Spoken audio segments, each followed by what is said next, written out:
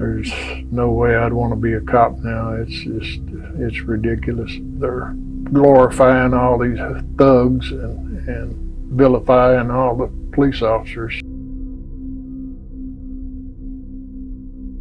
The most hurting thing is to know that people who you hazard your life to defend are turning against you.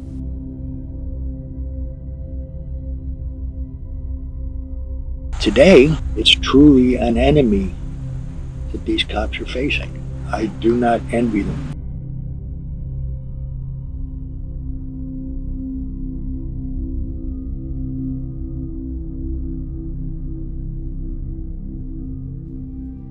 My name is John M. Lewis. I'm a United States Marine. Roger Sanchez was drafted right out of high school in 1965. I had a feeling that my brother, which was a year and a half older than me, was going to get called. And he was married and had a kid on the way. And I said, the only way to stop that is if I join. I'm John David Floyd, and I served in the United States Army. United States Navy, Vietnam, 1971 to 1975. I was in the Marine Corps. I was a corporal in the Marine Corps. I went in 1967 and got out in 1969. I was drafted into the United States Army 1969 to 1971. I did go to Vietnam, July of 1967 to July of 1968. I was with the 25th Infantry Division of 4th and 23rd. I'm Jerry Currington. I served in Vietnam in the years 1969 and 1970. I was in the service in 1970 and 71. I was in the Army. United States Army, 1966 to 1968. The reason that I volunteered to go in the Marine Corps was because of John F. Kennedy.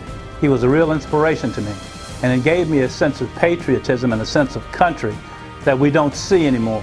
So I felt it normal when I volunteered. And the reason that I joined the Marine Corps was I wanted to be involved with people who weren't afraid. The Tet Offensive, and that was Hell Night. There was 31 men left in my company out of 130 after the Tet Offensive. That was awakening. I didn't even know I was wounded. A AK-47 round came through the floorboard of a Huey helicopter. When I came home emergency leave, the only transportation was in a cargo, and the cargo was coffins, soldiers that were killed. I came in to Oakland Air Force Base, and I'm carrying my duffel bag. I'm in my dress tans, and I'm happy. I got off the plane. I kissed the ground, and this guy looks up and says, "What's up, loser?"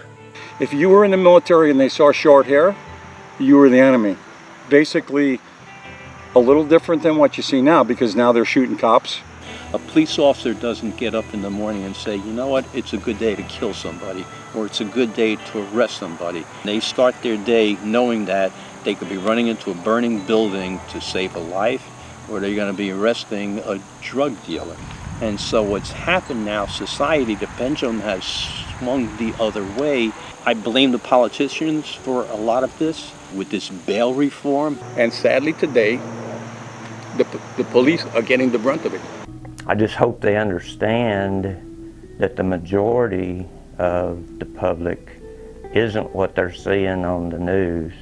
The majority of our citizenry is in deep support of them. So for me as a veteran, and think back on what happened to me or how I was treated, and to think about how poorly these people are being treated today, it just breaks my heart. When I was in Atlanta some years ago, they had this program where civilians would wait for our soldiers and Marines to come home. They'd be waving the American flag. They welcome them home. I didn't get that.